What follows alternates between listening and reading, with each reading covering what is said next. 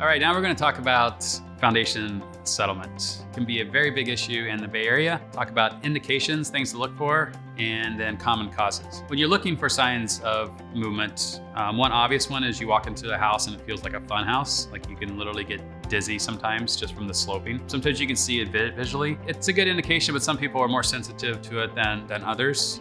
But that's something to be aware of. Next would be signs of cracking. So cracking generally at corners of windows and doors is an indication of some differential movement. Not necessarily bad differential movement, but some. So that's one indication. We're also looking for doors that are skewed or sticking, gaps under baseboards, things like that. These can all be indications visually or feel-wise of foundation movement. In a follow-on video, we'll talk about how that's objectively analyzed through a floor elevation survey. But for now, we're just talking about the indications and the causes. So a cause of foundation movement generally relates to the soils below. One of the most common causes relates to expansive soils. So expansive soils have a high clay content, and when clay gets wet, it expands. And so when it dries, it contracts. We have a really wet season, things will expand. We have a really dry season, things contract. So seasonally, it's active. It moves up, it moves down. The net result of that, sometimes at the end, is sinking of sections of the foundation.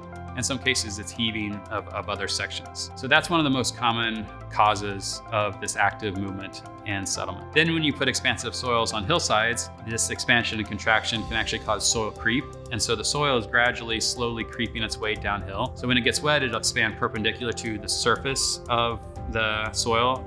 And when it contracts with gravity vertically. So it's a series of small stepwise incremental movement on a slope over a period of time. And so as the house sits on that, it can gradually creep along with that. Another cause can be related to cut and fill operations. So sometimes to create level lots, they bring in soil from other areas and fill in this area of the house.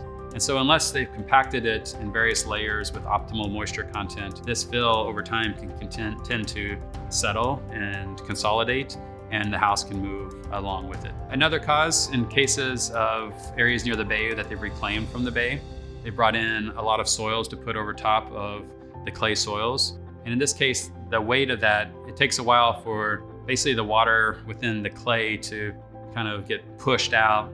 And so it's a really long process over a period of 30 years. First 7 years is the most, and then it tends to stabilize out. So that's one of the cases where the soils can stabilize, the house can stabilize, and the other ones, not so much. It can still actively move. Other potential causes are trees. In some cases, trees can push foundations up. It can also draw more moisture out of a certain area and cause that area to settle in a localized manner. Hillside homes can have erosion that can contribute to foundation settlement. So these are the primary contributing factors. A lot of times it's a matter of the process of elimination. We don't always know the exact characteristics or background or factors. So what you're looking at is the indications and what it's likely not, and therefore you can make some determination of what it likely is. In most cases, the end result, the way to fix is the same. And we're going to talk about that in the video about repairing foundation settlement. So please watch that video as well, and thank you for watching.